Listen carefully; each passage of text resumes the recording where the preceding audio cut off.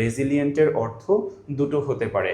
একটা অর্থ হচ্ছে ফর এক্সাম্পল তোমার একটা বিপদ আসছে জীবনে, বিপদ বলতে তুমি এক্সামে ফেল করছো, এখন এক্সামে ফেল করার পরে কিন্তু সবাই ওই জিনিসটাকে নিতে পারবে না, কেউ হচ্ছে মানে অনেক বেশি স্যাড হয়ে যাবে, হতাশ হয়ে যাবে, ভাববে যে না আমার জীবনে মনে হয় সব শেষ, এমনটা ভাববে।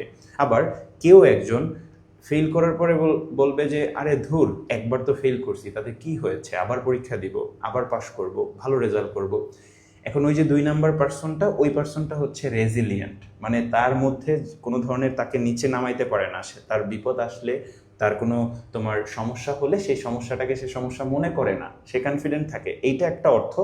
আরেকটা রেজিলিয়েন্টের অর্থ হচ্ছে স্থিতিস্থাপকতা। ফর এক্সাম্পল এই যে দেখো, আমার যে এটা তো বডি, রাইট? সো দেখো আমার হাতটাকে এই যে আমি চেপে ধরলাম না, এই যে চেপে ধরলাম, এখন একটু কি জিনিসটা কি আর হাতের মতো আছে, বাট যখন ছেড়ে দিই আবার কিন্তু আগের জায়গায় চলে আসতেছে। এই যে গালটাকে ধরো, গালটাকে ধরলে কি এখন একটা গালের মতো কি আছে, বাট যখন ছেড়ে দিব ও আগের জায়গায় চলে আসবে, এটাকে বলে স্থিতিস্থাপকতা, রাইট? সো ওইটার অর্থ রেজিলিয়েন্ট। দুটো অর্থ দিয়ে দিলাম, এবার তোমরা একটু উত্তরটা দাও তো ভাইয়া।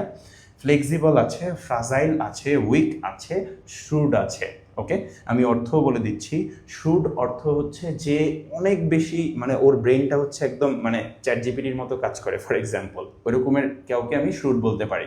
এরপরে দেখো তোমার উইক, দুর্বল যে, তাকে আমরা উইক বলতে পারি। ফ্রাজাইল হচ্ছে কোনো কিছু যদি ভেঙে যায় সহজে, ভঙ্গুর। ফর এক্সাম্পল গ্লাস, তোমরা যে পানি খাও ওই গ্লাসটা কিন্তু ভেঙে যায়, হাত থেকে পড়লে ভেঙে যাবে, ওইটা একটা ফ্রাজাইল প্রোডাক্ট। এরপরে দেখো তোমার ফ্লেক্সিবল হচ্ছে যেটা নমনীয় থাকে, সহজে ভাঙে না, ঘুষি দিলেও ভাঙে না, হ্যাঁ, ফেলে দিলেও ভাঙে না। ফর এক্সাম্পল প্লাস্টিকের একটা বোতল যদি তুমি ফেলে দাও তোমার ফ্লোরে, তাহলে কি ভেঙে যাবে? না। তাহলে এটার অর্থ কি হবে বলতো? এই রেজিলিয়েন্ট অর্থ কিন্তু তাহলে ফ্লেক্সিবল হবে, যেমনটা আমি বললাম। আর বাকি যেগুলো সেটা একদমই হবে না। কেন হবে না? আই গেস তোমরা এখন জানো। ফ্রাজাইল হচ্ছে ভঙ্গুর, অন্যদিকে তোমার রেজিলিয়েন্ট কখনোই ভঙ্গুর হয় না। আর উইকের সাথে রেজিলিয়েন্টের কোনো কি নাই বলো তো ভাইয়া? সম্পর্ক নাই। এটা অ্যান্টোনিম হতে পারে, বাট সিনোনিম কখনোই হবে না। তারপরে তোমার রেজিলিয়েন্টের সাথে শ্রুডেরও কোনো সম্পর্ক নেই। সো এর জন্য আমি কি করব? ডিটাকেও কেটে দিব। উত্তর হবে হচ্ছে আমার এ।